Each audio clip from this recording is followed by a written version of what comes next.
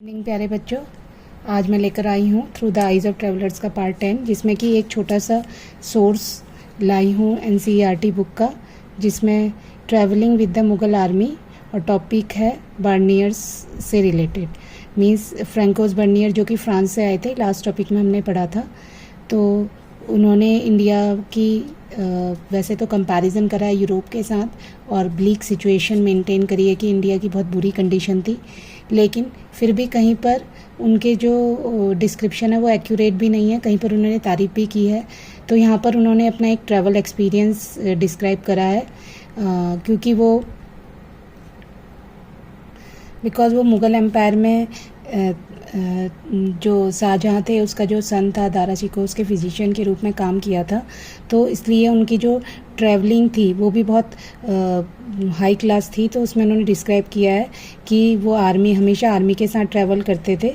और यहाँ जो कस्टम है, कस्टम के अकॉर्डिंग कि जब हमें ट्रैवल करना है तो क्या क्या चीज़ें हमें कैरी करनी है, वो उन्होंने बताया है।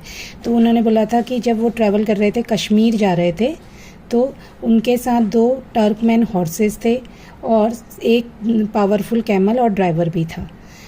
और हॉर्सेस के लिए ग्रूम भी था, ग्रूम मीन्स जो उसकी टेक केयर करेगा। एक कुक था, एक सर्वेंट था जो एक वाटर का फ्लास्क लेकर हॉर्स के आगे आगे चलता था। वो फ्लास्क पानी का होगा, वो इनके लिए होगा, बर्नियर के लिए है। और उनके साथ उन्होंने ये भी लिखा है कि उन्हें हर एवरी जो भी यूज़फुल आर्टिकल था वो प्रोवाइड किया गया था, जैसे कि टेंट ऑफ मॉडरेट साइज़, बड़े अच्छे साइज़ का मॉडरेट साइज़ का टेंट था, कहीं पर जो स्टे करना हो तो वहाँ पर लगाने के लिए। कारपेट, एक पोर्टेबल बेड पोर्टेबल था, जिसके जो कि 4 बहुत स्ट्रॉन्ग कैन से बना हुआ था, लेकिन लाइट कैन थे, स्ट्रॉन्ग थे और लाइट थे। एक पिलो थी, मैट्रेसेस थे, राउंड लेदर टेबल थी, क्लोथ जो खाने के समय नैपकिन यूज़ होते हैं वो उस टाइप के कपड़े थे, जो कि डाइड कपड़े थे। डाइड मीन्स कलरफुल कपड़े थे, कलर किया हुआ था, रंगे हुए कपड़े थे। और 3 छोटे बैग्स में क्या क्या था, क्यूलिनरी थी, यूटेंसिल्स थे, और एक बड़ा सा बैग था जिसमें भी बहुत सारे चीज़ें रखी हुई थी, जो कि बहुत ज़्यादा कैपेशियस था, जगह स्पेशियस था।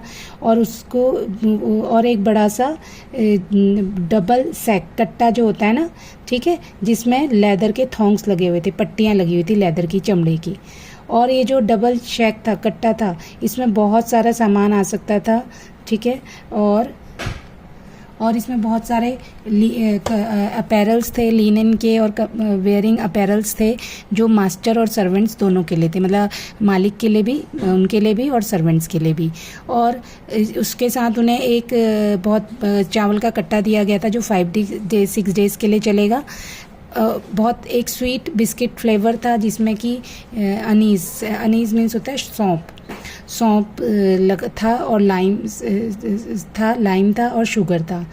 और मैं ये भी नहीं भूल सकता कि जो लिनन बैग है उसमें आयरन हुक लगे हुए थे कि उसे कभी भी एक लिनन बैग भी था जिसको ड्रेनिंग दही के जैसे दही को हम वो करते हैं ना, हंग कट बनाते हैं, उस टाइप के लिए एक लिनन बैग भी था। और यहाँ इंडिया में कि उन्होंने एक बात बताई है कि इंडिया में सबसे रिफ़्रेशिंग अभी भी जिसे हम मानते हैं लेमनेड्स और दही से रिफ़्रेशिंग कुछ भी नहीं माना जाता है। तो ये बात बिल्कुल सच है, अभी भी दही, कर्ड और लेमनेड से कंपेयर करें कुछ भी रिफ़्रेशिंग नहीं होता है।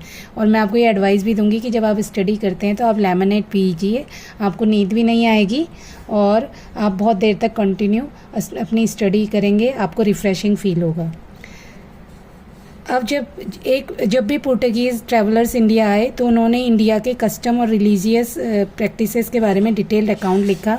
ऐसे ही एक ट्रैवलर थे जेसुइट रॉबर्टो नोबिली, इन्होंने इंडियन टेक्स्ट को यूरोपियन लैंग्वेजेस में ट्रांसलेट करा। आज का कॉन्सेप्ट मैं इतना ही रखती हूँ, उम्मीद है आप इसे पढ़ेंगे, समझेंगे और अच्छे से स्टडी करेंगे, स्टडी पे फोकस करेंगे। Thank you very much children.